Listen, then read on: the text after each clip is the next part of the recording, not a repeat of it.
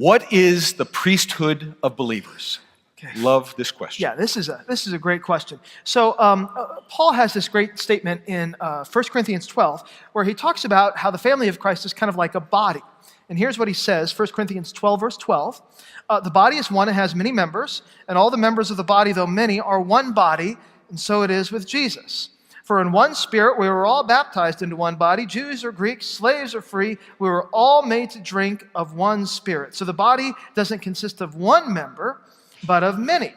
Now let's say you're a foot, and you say, because I'm not a hand, I don't belong to the body. You wouldn't be any less part of the body. Or if the ear should say, because I'm not an eye, I don't belong to the body, that wouldn't make it any less a part of the body. Here's what Paul is saying. In the body of Christ, everybody has a role to play. And sometimes we can get down on ourselves and say, because I can't do this, then I don't really belong to the body of Christ. That's nonsense, Paul says.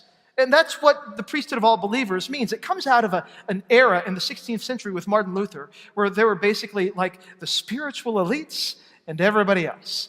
And Martin Luther, reading 1 Corinthians 12, says that's nonsense. There's no spiritual elite and everybody else. Everybody's a priest before God. You know what a priest did in the Old Testament? They went to God on behalf of people. Now here's the thing, because we have Jesus, we can go to God. We don't need an intermediary. We already got the great intermediary. The book of Hebrews calls him the high priest. Because of Jesus, we're all priests, but we don't offer sacrifices of animals. We offer the sacrifices of our lives in service to God. And so that means that every single believer, there's no upper class or lower class believers. We're all together, and we all have direct access to God. Yeah, when I think of the question, the reality is the priesthood served God.